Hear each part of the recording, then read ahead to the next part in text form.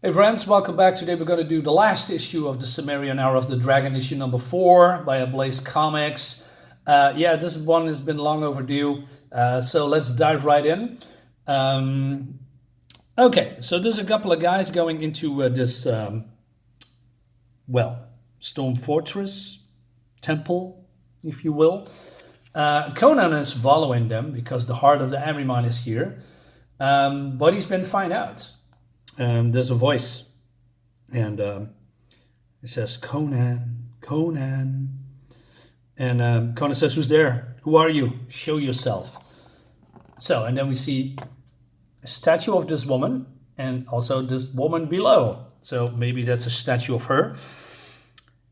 She says, you are as the Tutomes, if I'm saying that correctly, told us. You breathe vengeance and strength and blood. A wounded lion in the lair of the serpent god. Do you know why you are here?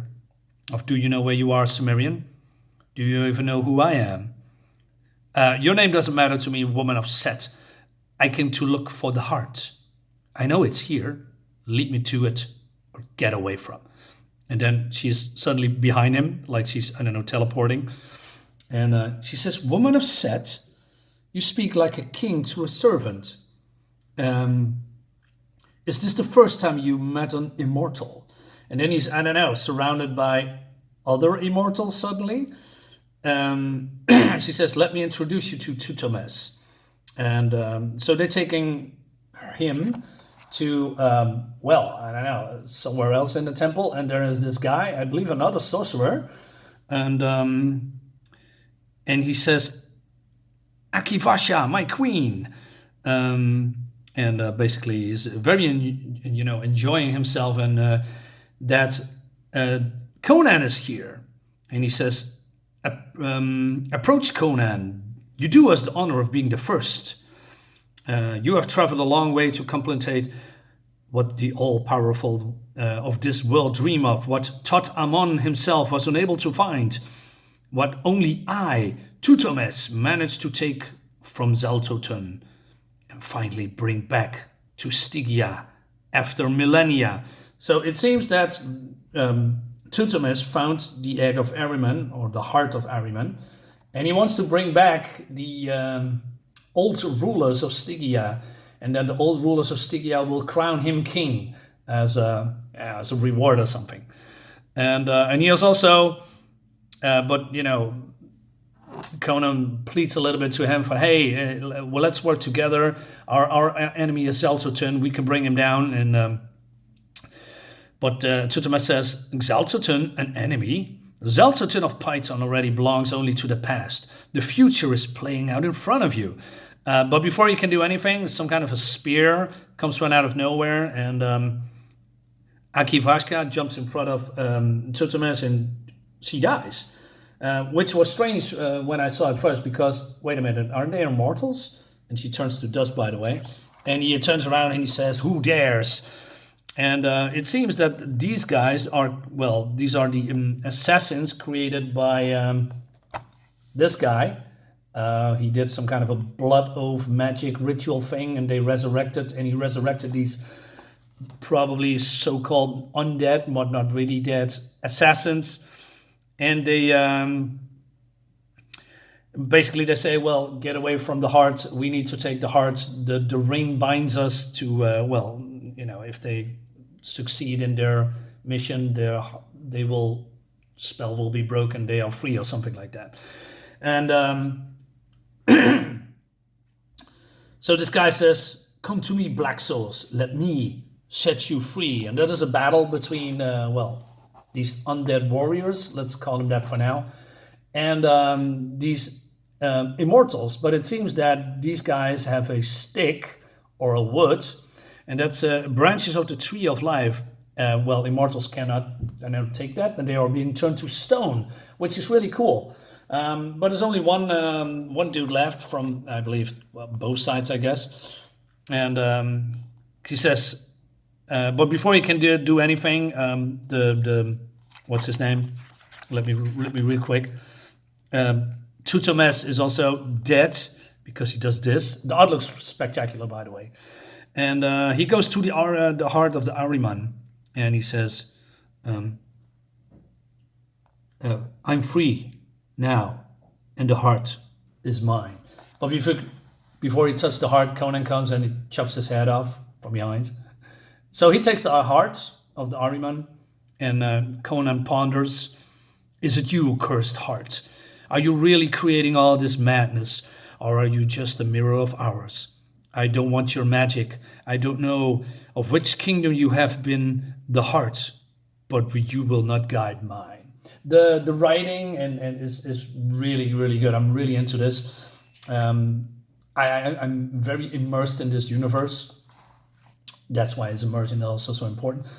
Skipping a couple of months, it's winter now, and Conan assembled a new army, and what he also says to this witch, I gave you back the heart. I united my armies under the banner of the lion, and I did what you asked of me. Why are we here? Why is this new war? If the heart is really has the power you say, why do we still have to kill each other now? So this priest, woman, witch thingy says to him, basically, you must become king again in the hearts of your men. But before they can talk any further, this guy comes. This is the one that took Conan away, if I remember correctly, from issue 2. He led him to her, and he says, it's time, Zalata. That's the name of the witch. The spell is ready. The Black Lord will soon feel the presence of his heart. And she says to Conan, the time has come. Advance your troop to the edge of the river and wait for a signal to launch the assault. And but Conan realizes that they probably will not see each other again. She says, the hour of the dragon is coming to an end. That of the lion belongs to you. Okay, cool. Meanwhile, we have these other two kings that resurrected Xaltotun of Python. And I must say, Xaltotun of Python, I have to say it again, it's probably the best name ever created in comics. Or in books, by the way. It's just, what a name. Just great stuff. And they resent, by the way, Xaltotun, because Xaltotun is now becoming more erratic. And he says, one of the kings says, Xaltotun has become an abomination. He demands more sacrifice every day to keep himself alive. At the rate he's gutting our soldiers, we soon not have enough men left to go into battle. But the other king says, we need him. Conan has gathered all the support. His army is even larger than in Valkia, and he has new allies. We won't be able to defeat him without sorcery. Whatever the price to pay, Tarascus. We've come too far to lose everything today. And we see this raven with the multiple eyes. Probably one of Xaltotun's ravens, I guess. But then another soldier comes to the lords and he says, what's happened? Speak. An ambush, lords, in the mountains. We're looking, basically, the Apollonius guide led us straight into a trap. We couldn't do anything. Lord Valerius fell under the arrows. A whole army was decimated. Okay, wait a minute. Okay, I'll come back to this a little bit later. And he says, Valerius, how? His army numbered more than 5,000 men. And but yeah, they don't know how they did it, but they are dead. And but one of these kings says, we go through with our plan, we go to combat. And he says to his soldier, tell Xaltotun that he will get what he asked for in exchange for his magic, whatever the price. Okay, skipping back a little bit. So I told you about this guy. Who is this guy? You know, this is one of the 3 kings that resurrected Xaltotun. He's been killed off screen. He resurrected these undead warriors, which was really epic. And now he's just gone. Okay, that's weird. But let's move on for a bit. You know, let's continue the story and we'll talk about that. Anyway, in Xaltotun's, tent, so the soldier comes and he says, Lord Xaltotun, well, soldier, what is it? And again, the atmosphere and the art is freaking fantastic with all these bodies here and blood and decaying corpses. It's just great stuff. He also says, is it the sight of a corpse that frightens you, or is it the smell of death? Do you really think that I don't know why your masters send you? Spare me your moanings. You think I no longer hear what they whisper behind my back. You think I don't hear what they think anymore, that I lost an ounce of my power. I am Xaltotun. You hear me? Xaltotun. I don't need the heart anymore. No, I have all the blood I need. The heart can no longer do anything against me. Interesting. Not at this distance, no. No one can do anything against me. Go, soldier. Go tell your masters that my ritual is ready. When Conan sets off, the ice will break under the hoofs of his army, and the icy waters will be only a memory. Go. Cool.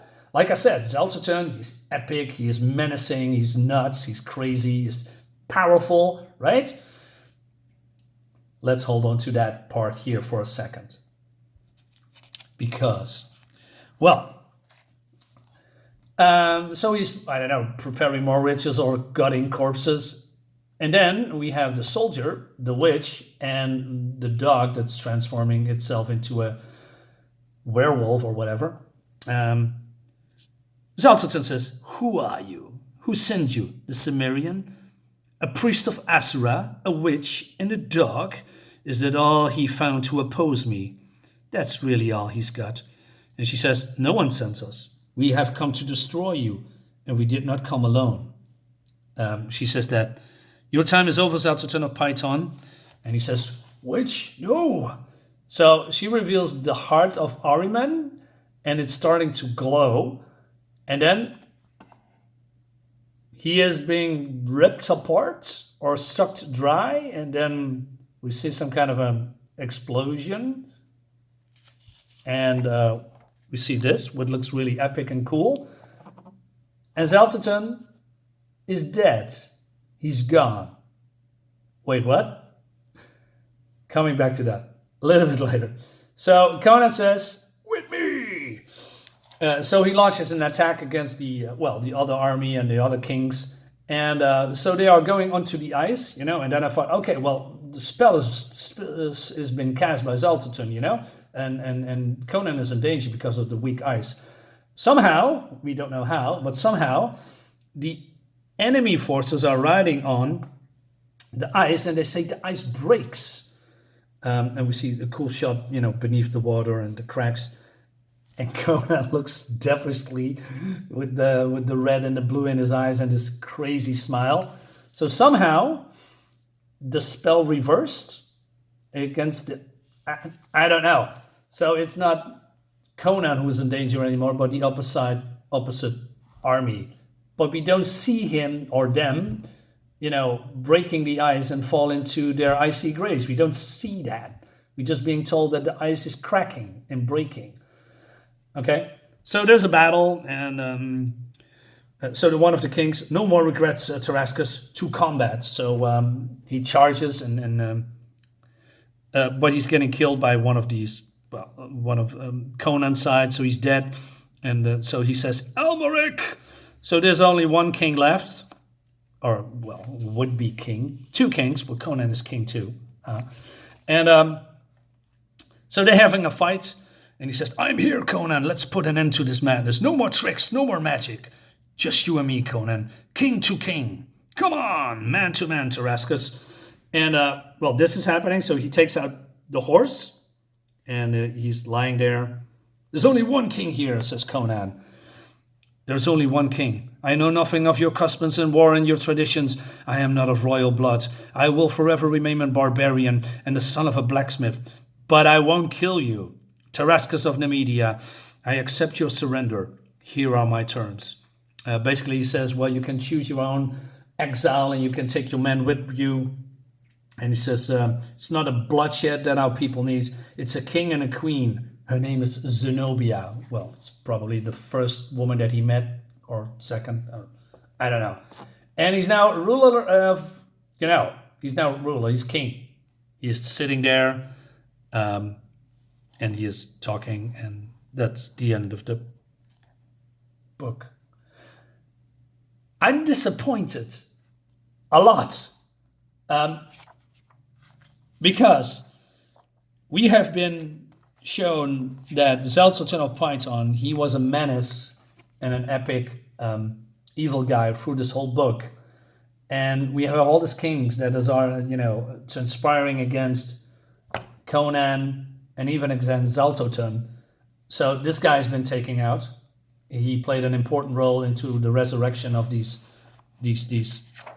undead people. As you can see here, he made some kind of a blood oath. Check out my last review and subscribe to my channel, please. Would help me a lot, and like my video and etc. and all that jazz. But then he just, I don't know, there's an ambush and he's now dead. There's arrows in his chest now and he's lying there. So yeah, that's weird.